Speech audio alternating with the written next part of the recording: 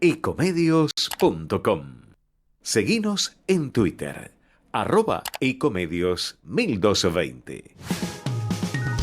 Las claves de la información, seguilas en Asteriscos, con José Calero e Iván Damianovich.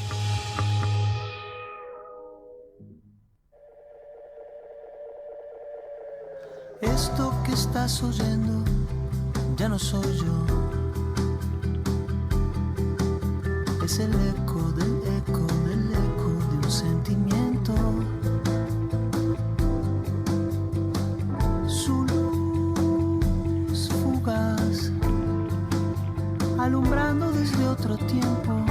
¿Qué tal? ¿Cómo les va? Muy buenas noches. Arrancamos otro miércoles para compartir toda la información política y económica con nuestros asteriscos. Bueno, un miércoles para alquilar balcones. Se conoció el dato de inflación. Todo el mundo sabía que iba a dar alta, pero no tanto, 12.4% en agosto. Y lo más complicado es que arrastra un fuerte costo de vida para septiembre. Son 2 meses claves rumbo a las elecciones de octubre.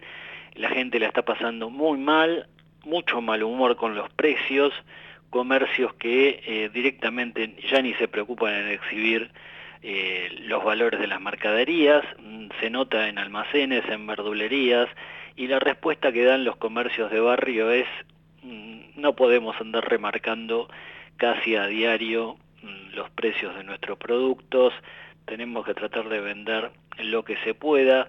Gente que compra determinadas mercaderías casi sueltas, no por paquete, porque no alcanza la plata, y en un escenario con 40% de gente bajo la línea de pobreza, con muchísimos trabajadores a los que su sueldo no les alcanza para ubicarse por encima de esa línea, gente que tiene sueldos en relación de dependencia pero que no puede afrontar la canasta básica.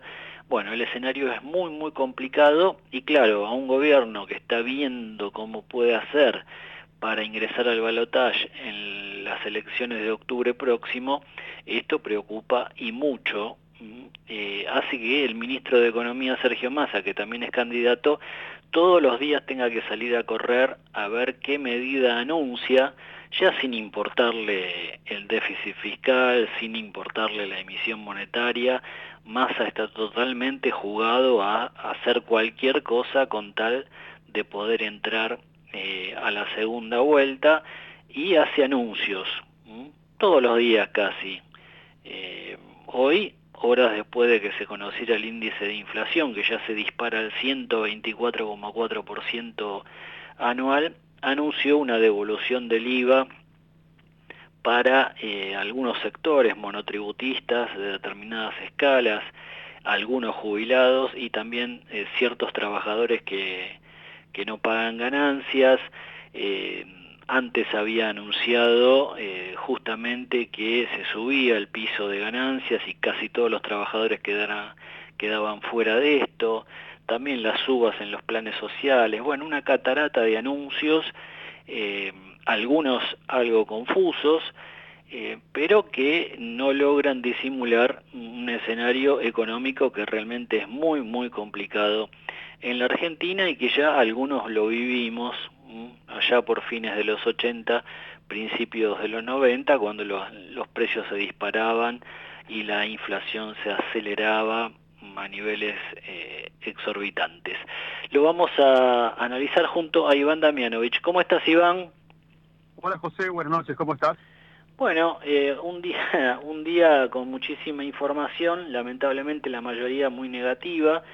El dato del costo de vida del INDEC dio por encima incluso de lo que esperaban algunos funcionarios, y ya están avisando que para septiembre hay que esperar también una escalada de precios que rondaría el 12%.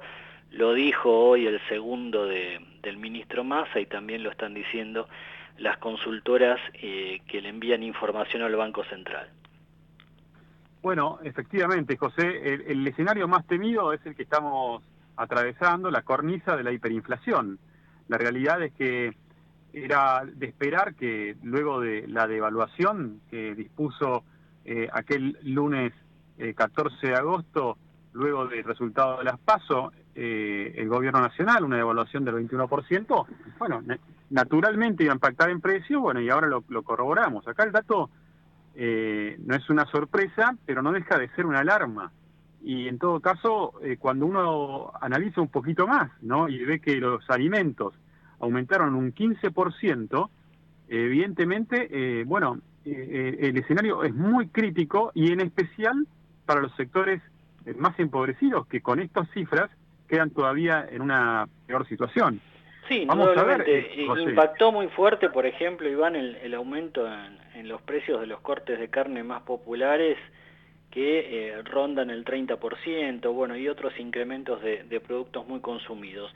Y ya lo tenemos en línea a Lautaro Mollet, que es economista de la Fundación Libertad y Progreso. Hoy ellos difundieron también su opinión, su enfoque sobre lo que es lo que denominan el altísimo dato de inflación de agosto. Queríamos conversar unos minutos con él. Lautaro, José Calero e Iván Damianovich te saludan. ¿Cómo estás? ¿Qué tal? Buenas noches para todos. ¿Cómo están? Bueno, no solo preocupa el 12.4, sino el arrastre que este costo de vida tiene para septiembre, ¿no?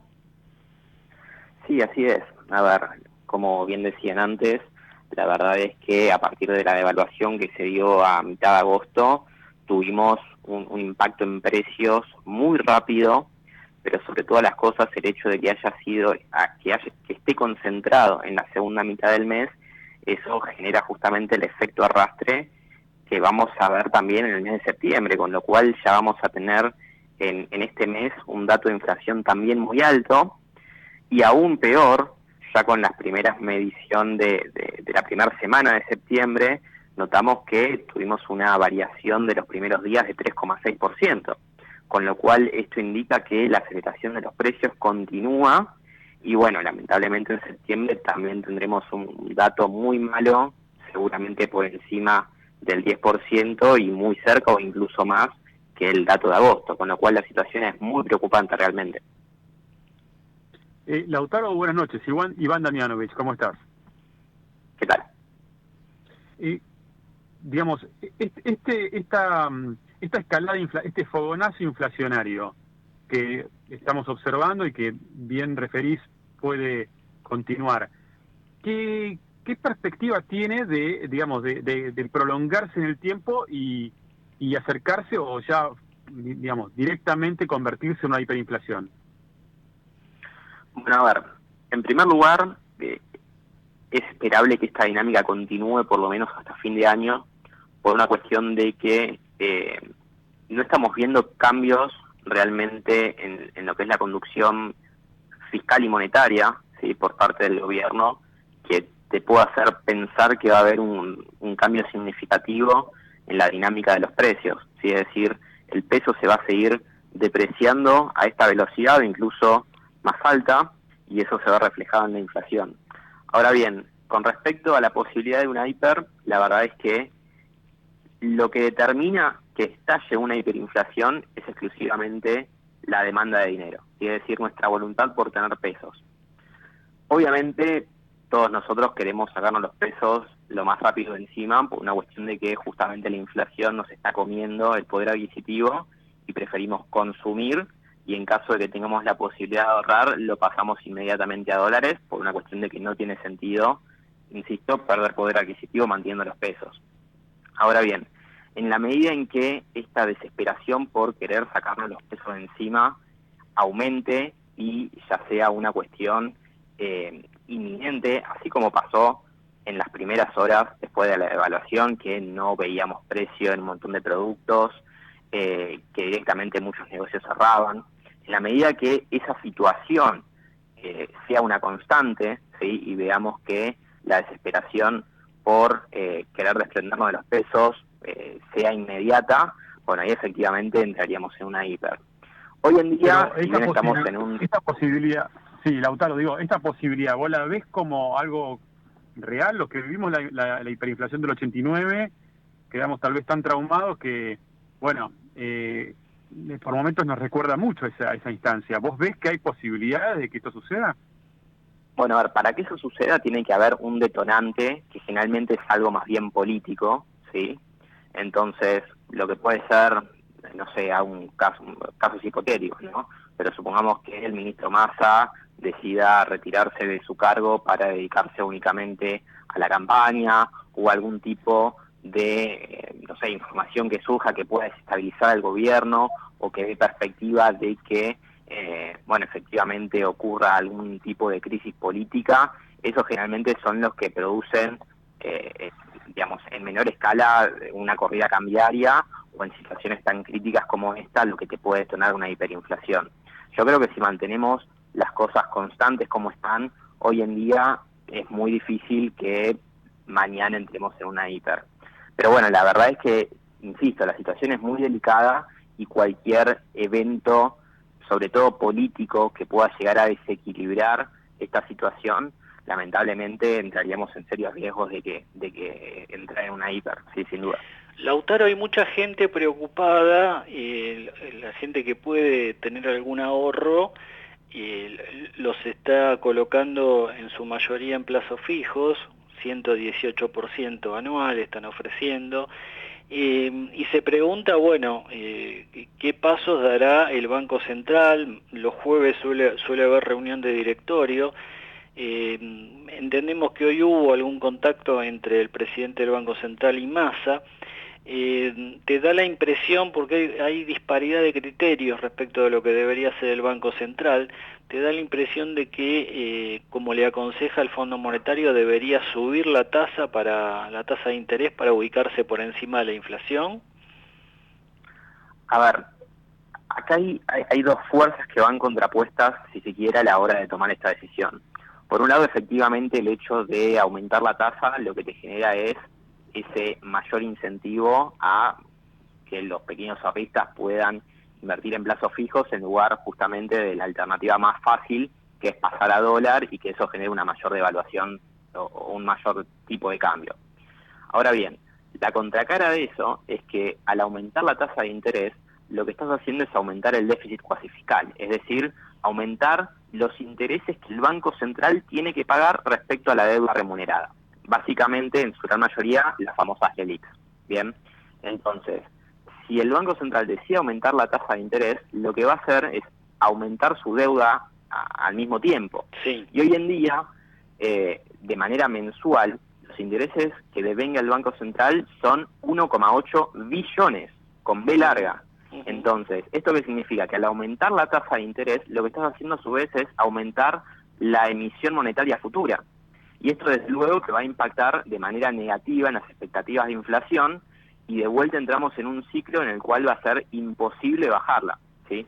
Entonces, es, por un lado de vuelta, tenés la posibilidad de que al aumentar la tasa de interés generás mayor incentivo a que, de vuelta, los ahorristas, por ejemplo, aumenten sus plazos fijos y no se vayan hacia el dólar, pero por el otro lado está generando mayor emisión futura y por lo tanto mayor inflación. Entonces, bueno, es que la deuda del Banco Central ya supera o ronda creo que superó en estos días los 20 billones de pesos entre LELIQs y pases.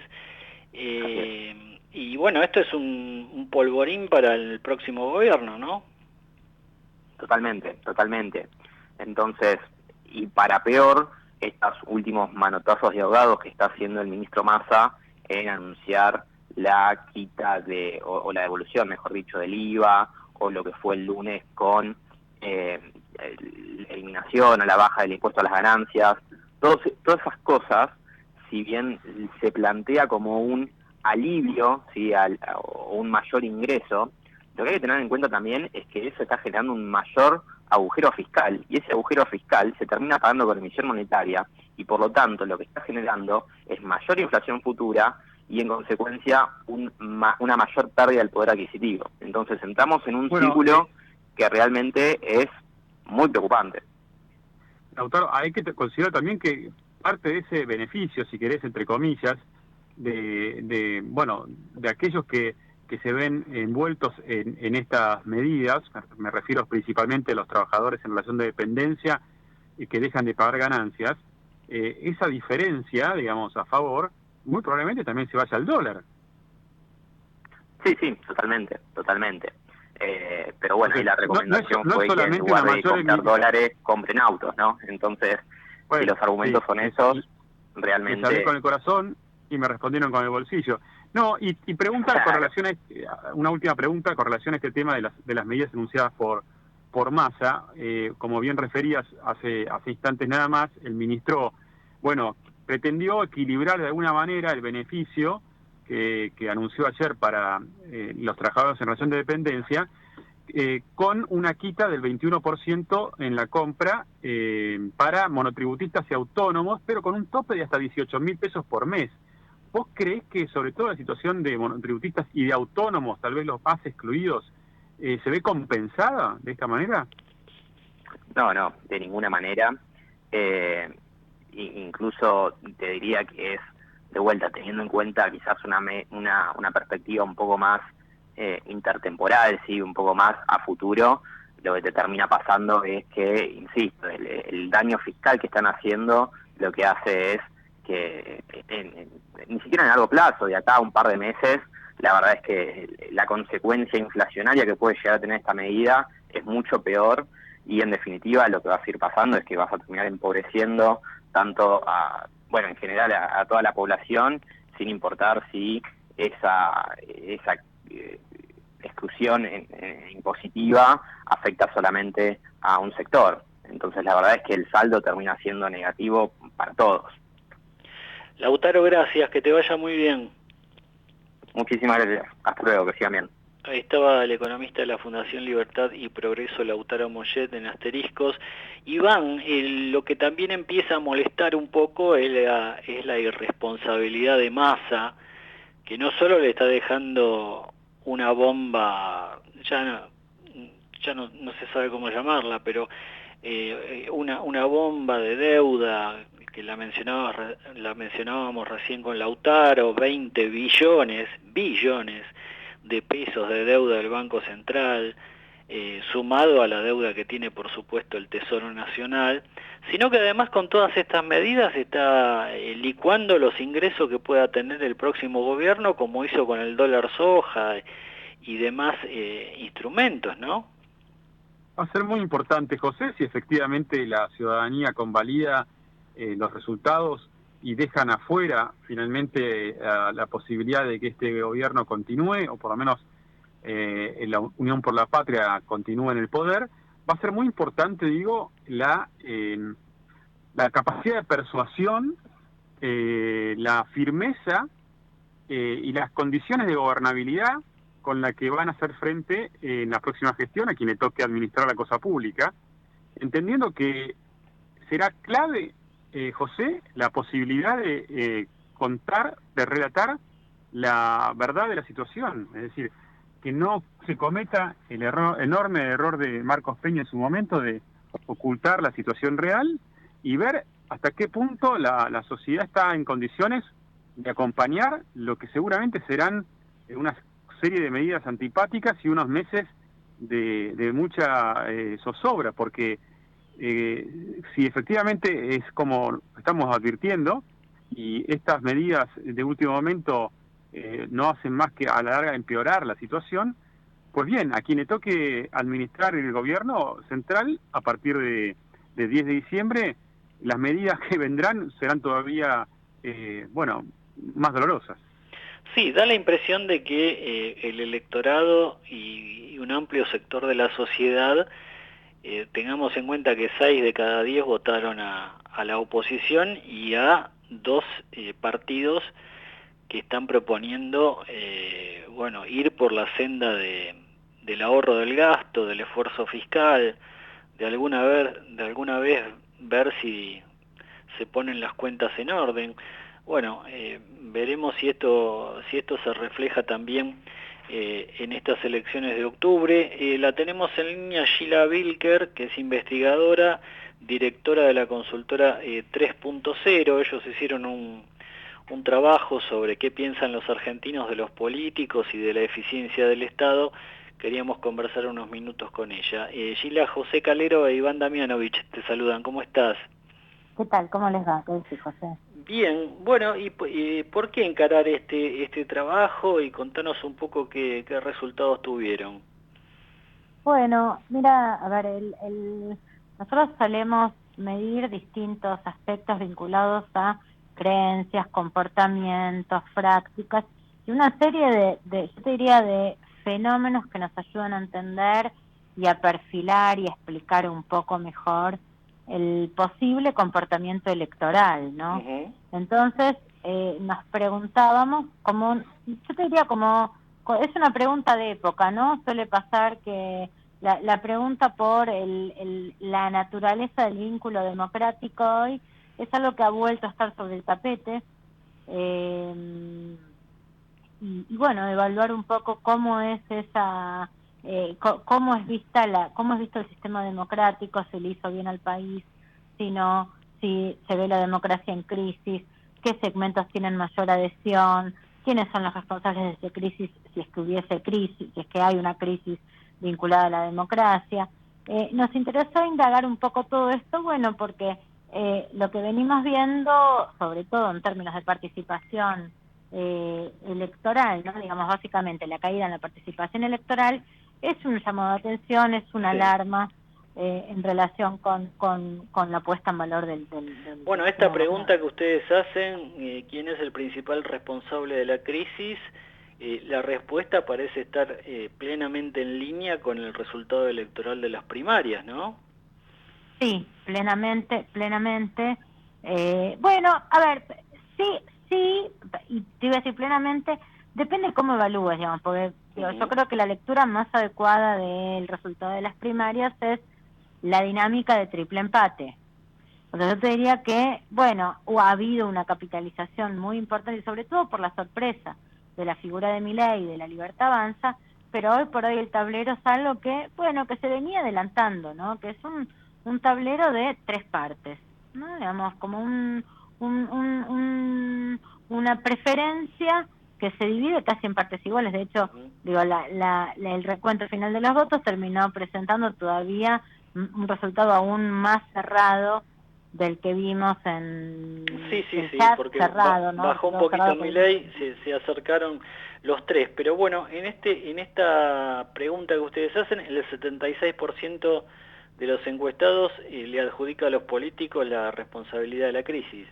Totalmente, sí, de la crisis del sistema democrático, sí, totalmente. Yo te diría algo del orden de la idea de la casta, ¿no? Digamos, de la responsabilidad de un sistema que tiene esos privilegios, que tiende a ser más bien cerrado, que dificulta el crecimiento del grueso de los argentinos. Bueno, hay algo de esa lectura que se ordena alrededor de la crisis de la democracia.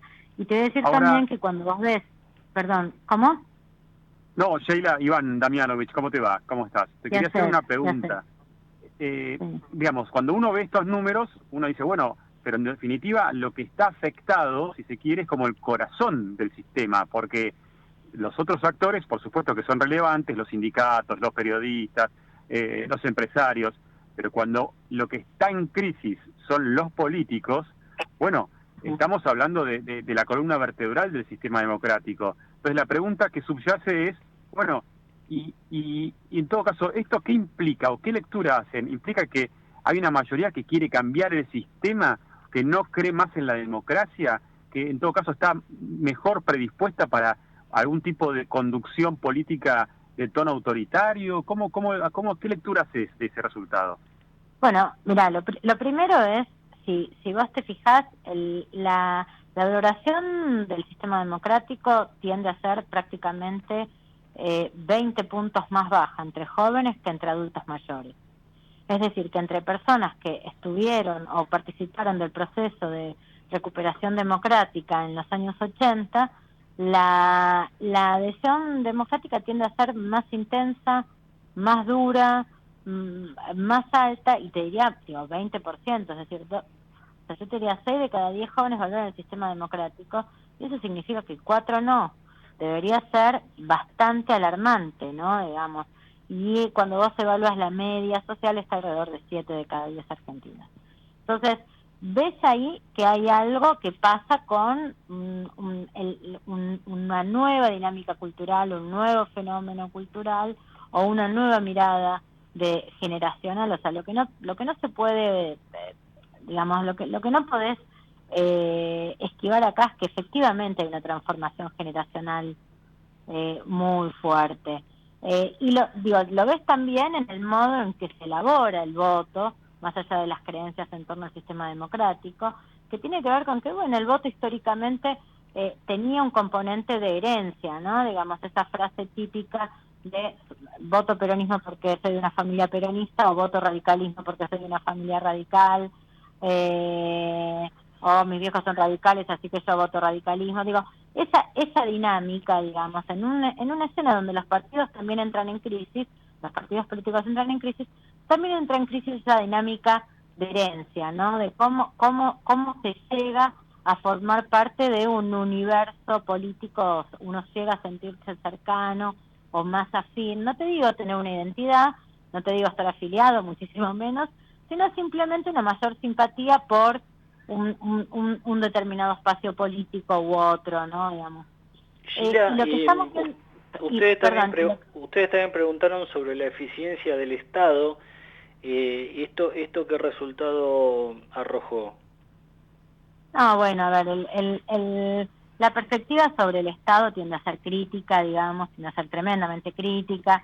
La ineficiencia del Estado, te diría, es como abrumadora. El grueso de los argentinos creen que el Estado es ineficiente, digo, y creo que eso también ayuda a esas creencias de alguna manera consolidan la idea de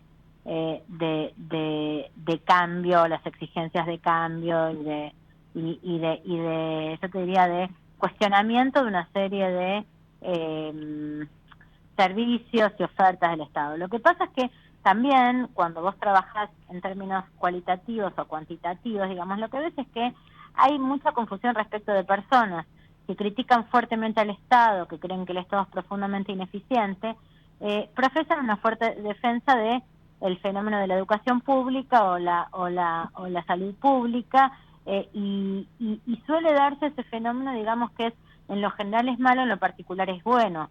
Entonces, vos ves que personas que dicen la educación pública anda mal, es mala, es una porquería, pero el colegio de mi hija o de mi hijo es bárbaro, es perfecto, ¿no? Digamos, entonces tenés esas ambivalencias, ¿no? Digamos que es en lo personal es espectacular, en lo general tiene problemas, y también, pero al mismo tiempo hay una defensa de lo público que, bueno, que habría que explicar cómo convive con esa idea de el Estado como algo a ser cuestionado, a ser criticado. Ahora, lo que es indiscutible es que hoy, digo, para ir al grano y a tu pregunta, efectivamente el grueso de los argentinos adhieren a la idea de, bueno, el Estado como un actor de alta ineficiencia, ¿no?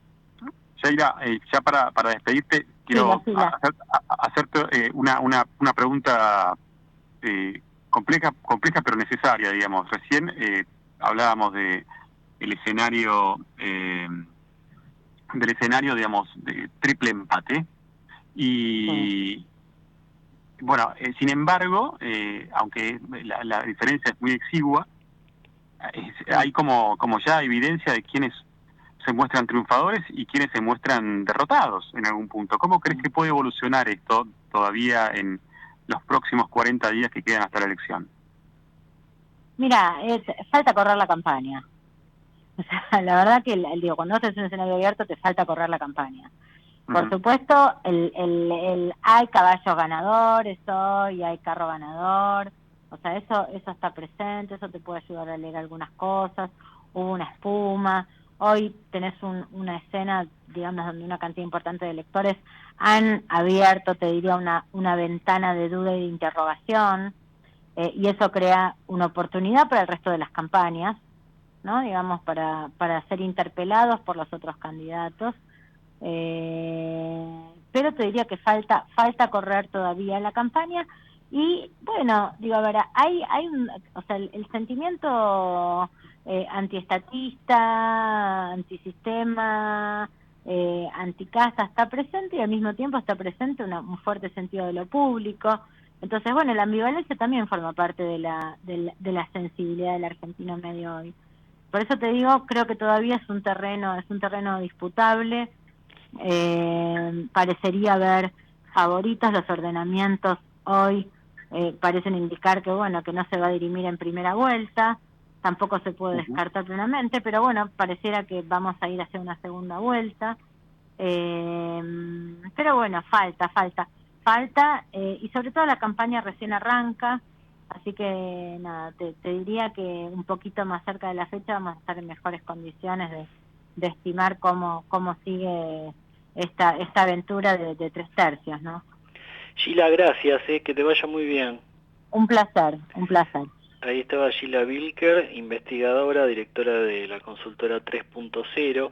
Bueno, otro dato que impacta de este trabajo es que el 35% de los consultados dicen que el Estado es ineficaz por la corrupción de la dirigencia, ¿no? Es otro tema, me parece, clave en la Argentina. Iván, cerramos. Bueno, José, simplemente una reflexión con relación a estos números y esta percepción general, ¿no? De que hay un sistema que está fracasando, de que hay una democracia que está en crisis, de que hay una representación que está seriamente cuestionada. Y bueno, la verdad es que uno no puede más que atribuir esta responsabilidad sobre todo a la clase dirigente que hemos tenido en la Argentina, que tenemos, y que ha tenido el deber de llevar, de llenar de sentido, de llenar de contenido a la representación democrática, y sin embargo ha decidido, sobre todo en los últimos años, ¿no es cierto?, confrontar constantemente, esmerilándose unos con otros, sin advertir que en ese debate permanente, en esa erosión permanente, bueno, terminan perdiendo todos, y en este momento lo vemos claramente con este tipo de percepción y de opinión de la sociedad. Sí, así y que esa percepción tiene su correlato, es directamente proporcional a lo que uno ve en los documentos, ¿no? No hay un solo gobernador, un intendente, un diputado, un senador que sea más pobre después de haber pasado por la función pública. No, son todos millonarios, o casi bueno, todos. No Al único todo, que recuerdo yo siempre es a Luis Zamora, del Movimiento al Socialismo, a quien veíamos viajar en subte con sus libros después de haber sido diputado, y que nunca se le conoció ninguna exhibición patrimonial, pero si repasamos a los políticos, el que no tiene un departamento en Puerto Madero se hizo una quinta en un barrio cerrado, todos salieron de la función pública más ricos de lo que entraron.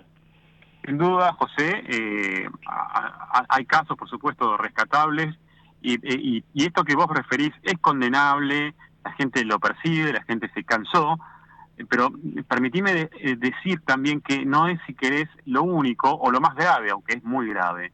Acá me parece que lo más grave es no haber sido capaces de trazar un proyecto de país, aún en las diferencias, de haber sido capaces de consensuar ideas, proyectos, iniciativas, teniendo al bien común como norte. Y sin embargo prevaleció el internismo, el cargo, el carguito, la representación dentro de un mismo partido, la afiliación, en fin, los ismos, que tanto mal le han hecho a la política argentina. Bueno, ojalá los que vengan por delante, aún aquellos que abrevaron en el pasado y tienen una trayectoria política que contar, hayan entendido cuál es el mensaje y cuál es el sentido por el cual la gente los elige. Iván, la seguimos la semana próxima. Muchas gracias, un abrazo, José. Vamos la radio, somos tu voz. Vamos con Eco, siempre la verdad y la mejor información. ¿Cuándo fue la última vez que te tomaste un respiro para ver un amanecer? Descubriendo lugares distintos que te hacen soñar, emocionar. Lugares que se convierten en felicidad cuando compartís ese momento con amigos. ¿Cuánto hace que no te tomás un respiro para descubrir algo distinto? Catamarca es mucho más que un destino. ¿Cómo prevenir dengue, zika y chikungunya? Sin criaderos no hay dengue. Limpia tu patio de objetos que acumulen agua. Elimina agua estancada de recipientes. Reemplaza con tierra o arena el agua de tus flores. Tapa los tanques de agua y cisternas. Tira y perfora llantas para que no acumulen agua. Limpia floreros y bebederos. Recordá, sin criaderos no hay dengue. Intendencia Menéndez. Informate en ecomedios.com. Seguinos en Facebook. Ecomedios Live. Acompañan a José Calero en Asteriscos. Pablo, que anda siempre despistado, olvidó pagar sus facturas y por eso se quedó sin gas. Al contarle a un amigo, este le comentó que sabía cómo hacer unos arreglos en la instalación para que siga teniendo gas. Es una excelente idea, dijo Pablo. Carla, la vecina, se enteró de esto y le explicó a Pablo que esa clase de arreglos eran muy peligrosos. Podría haber pérdida de gas e incluso una explosión. Y sí, Carla tiene razón. Las conexiones o manipuleos de medidores por personal no autorizado no solo son peligrosos para las personas y los bienes materiales, sino que además constituyen un delito. El personal autorizado por Naturgy es el único que puede manipular las instalaciones de gas de la compañía. En Naturgy nos ocupamos de prevenir, detectar y regularizar este tipo de situaciones. Si sos testigo o sabes de alguna irregularidad, podés hacer la denuncia llamando al 0810-333-6862 o enviando un mail a denuncias@naturgy.com.ar de forma totalmente segura y confidencial. Ayúdanos a cuidarte. La seguridad también depende de vos. Todo el tiempo hay ideas. Hay ideas simples y no tanto. Hay ideas que nos asombran siempre y hay otras que nos cambian para siempre. Hay ideas grandes y hay grandes ideas. Hay muchas ideas. Lo importante es que funcionen. Como Banco Credicop, el banco cooperativo ideado para que nuestros sueños se hagan realidad. Hay otra idea de banco y funciona. Súmate. Banco Credicop Cooperativo. La banca solidaria. Cartela comercial y de consumo. Consulte productos y servicios en www.bancocredico.coop o a través de Credicop. Responde al 0810-888-4500. Llegás a tu casa con un auto nuevo. Un auto nuevo llega a una concesionaria en un camión. Un camión sale a la ruta con 8,0 kilómetros de una planta. A la planta le llegan componentes de una fábrica de autopartes. A la fábrica de autopartes le llega el acero. Al acero lo hacemos pensando en tu auto nuevo. Ternium. Acero para hacer. Grupo Petersen. Desde 1920, construyendo el país. Capacitate de forma fácil y gratuita. Accede al Instituto Legislativo de Capacitación Permanente en legislatura.gov.ar. Legislatura porteña. Nos une la ciudad. El Banco Provincia se está actualizando. Más tecnológico. Más dinámico. Más innovador. En otras palabras, el Banco Provincia está más 2.3. ¿O no? Vos con tono robótico. Así es, humano. Está más 2.3. Banco Provincia. Derecho al futuro. Futuro.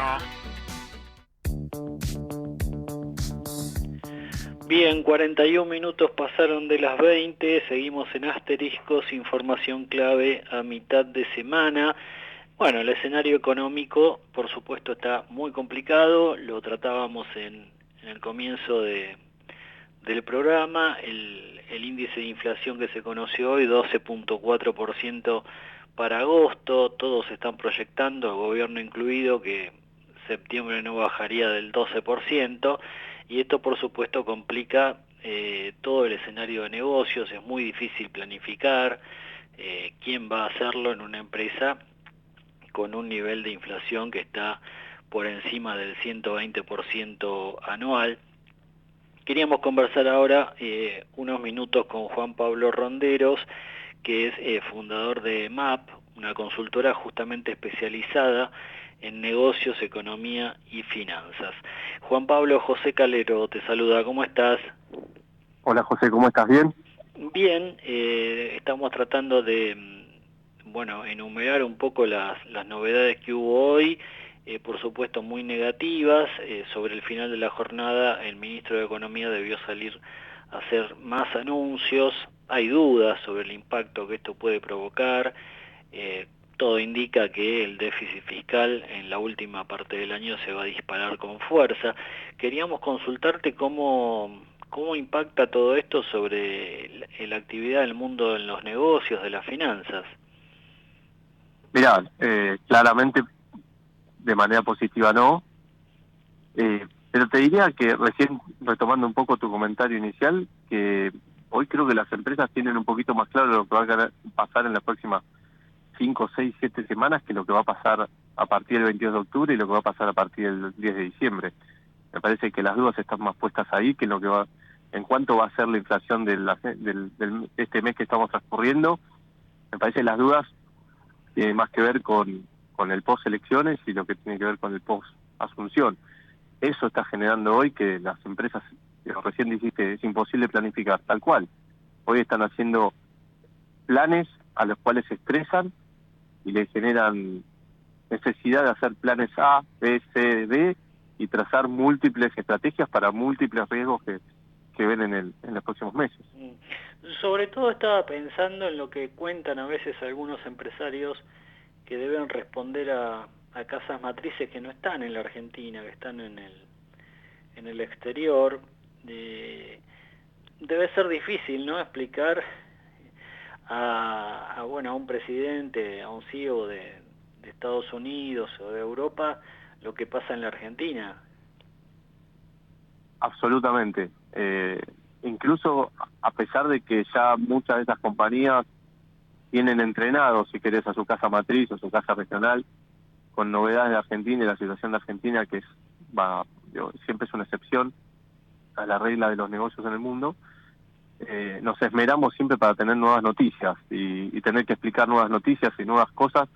Entonces cuando ya tenés incluso a esa casa matriz entendida sobre lo que está pasando, de sumarse una nueva novedad que hace que vuelvas a tener que recorrer todo el camino, y eso lo hace muy complicado.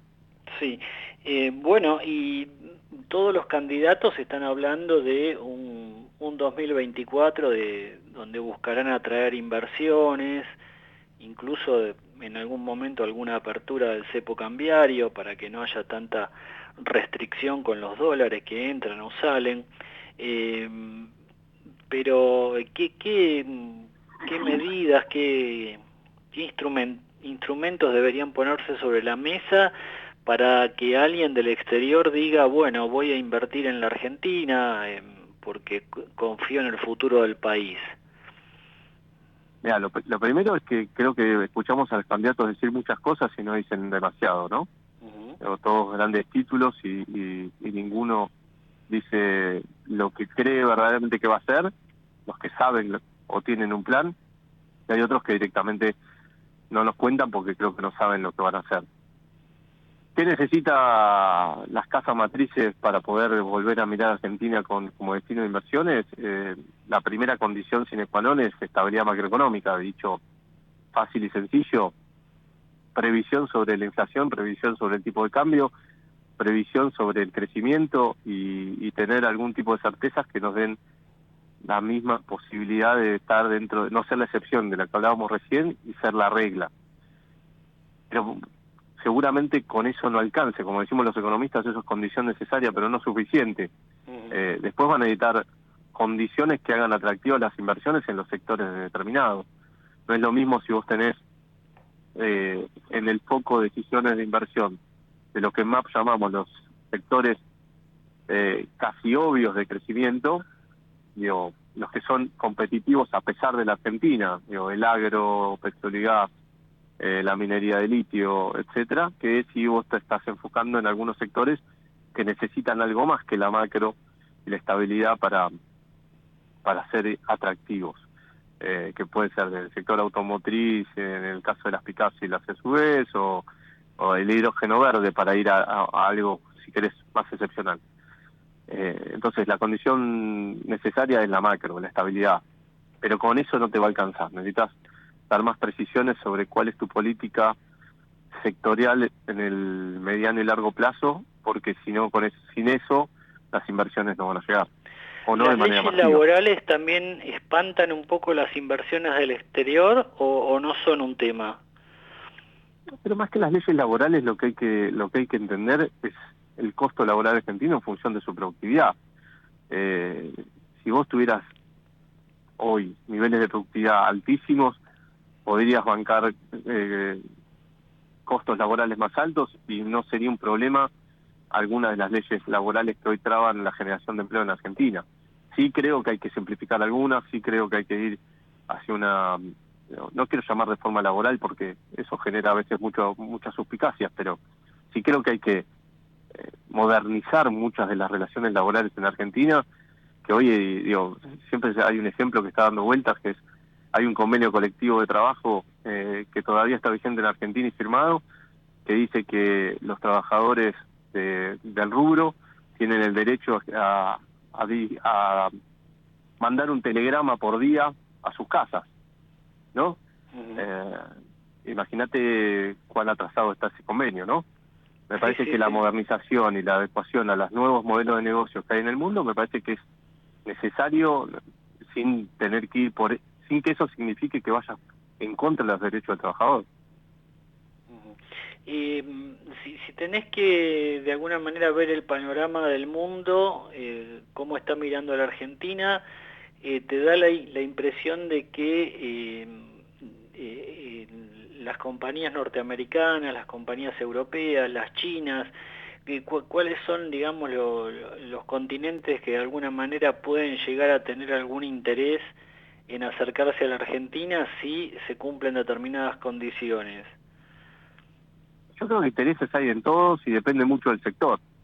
Hoy tenemos un sector como el litio, donde picaron en punta las empresas chinas, que por una cuestión geopolítica no se fijaron tanto en las condiciones macroeconómicas ni en las condiciones sectoriales del negocio, y después se sumaron a ellas las americanas y algunas australianas y canadienses y demás, que sí primero miraron un poco eso y después por más una decisión geopolítica se lanzaron igual que otros sectores donde necesitas algunas precisiones y otra vez.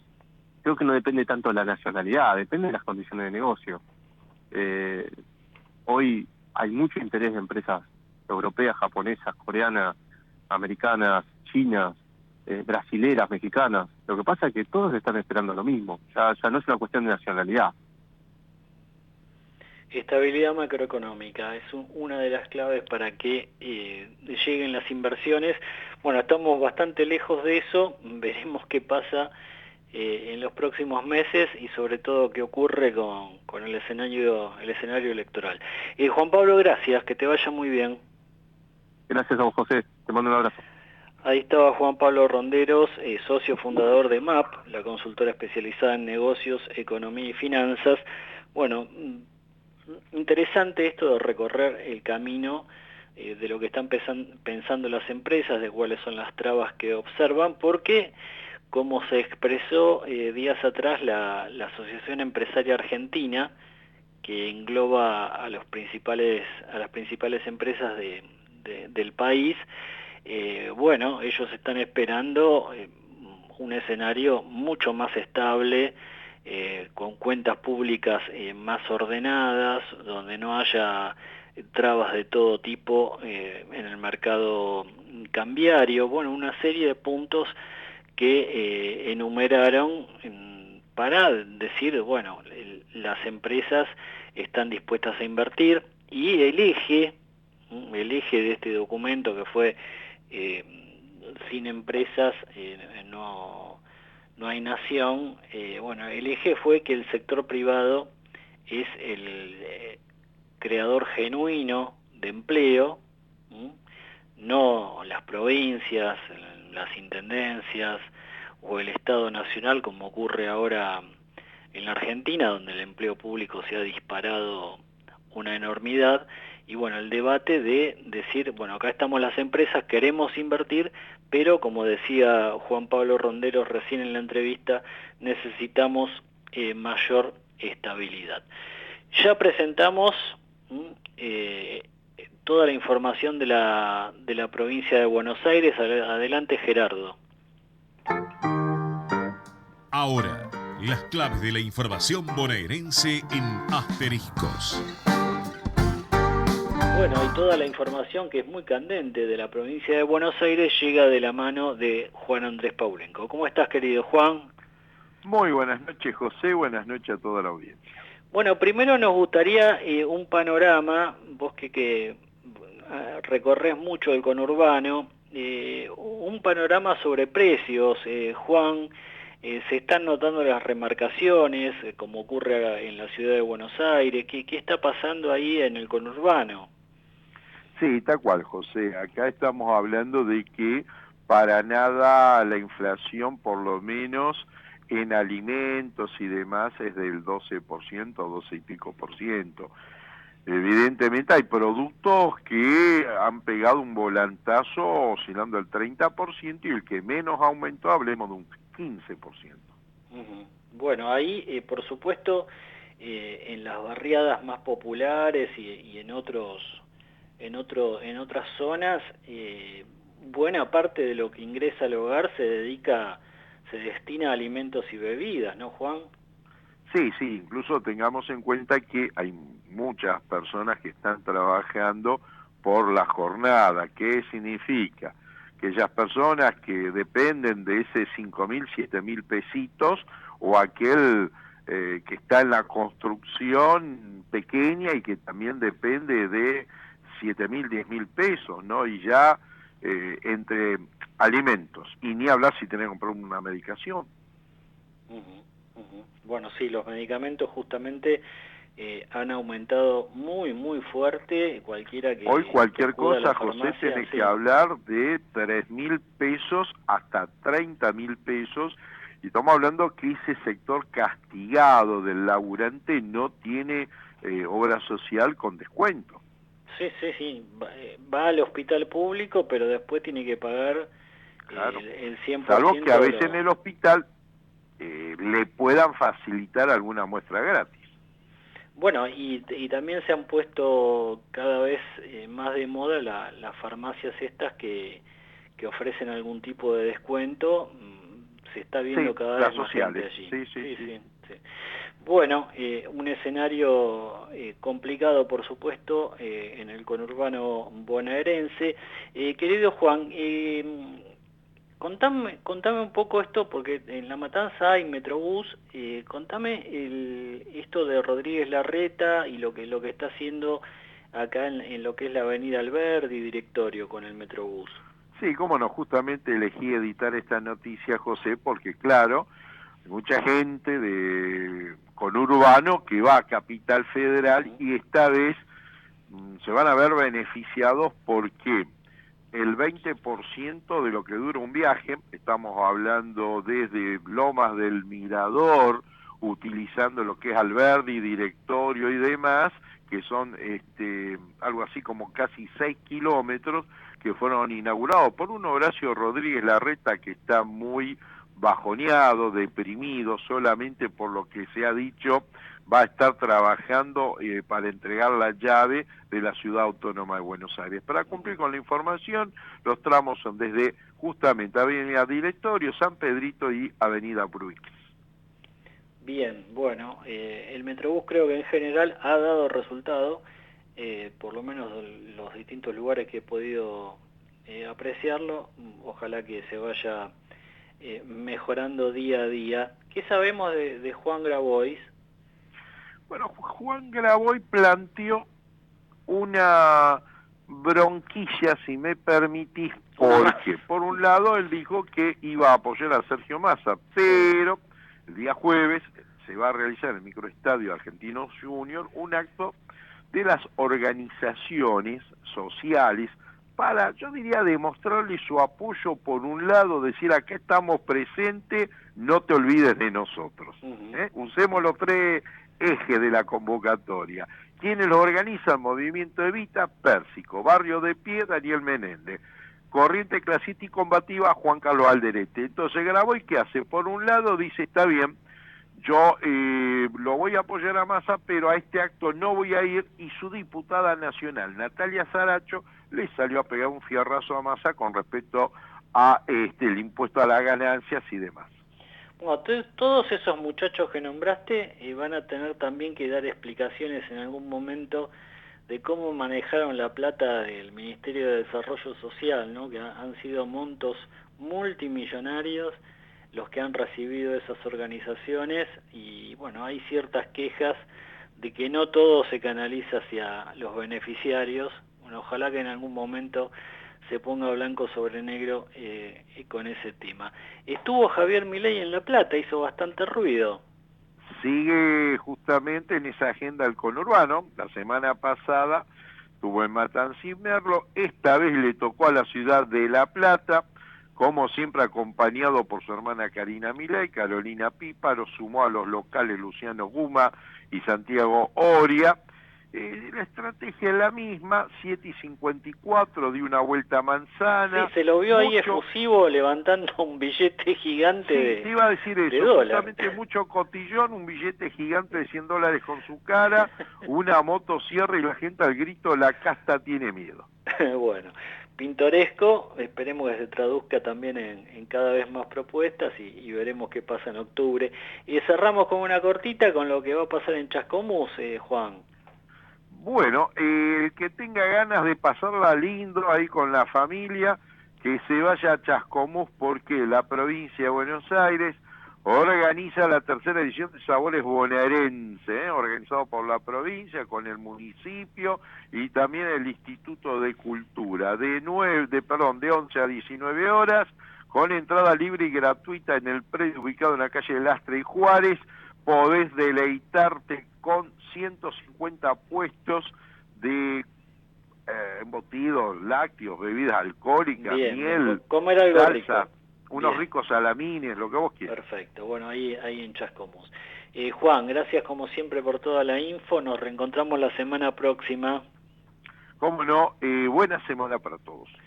Bueno, la carne picada común 39.4%, la paleta 34%, cuadril 33%, nalga 32.8%, asado 32.4%. Bueno, usted seguramente ya lo sabía, pero hoy el INDEC lo oficializó, los fortísimos aumentos de precios que hubo en alimentos y otros rubros durante agosto, un dolor de cabeza para todo el país.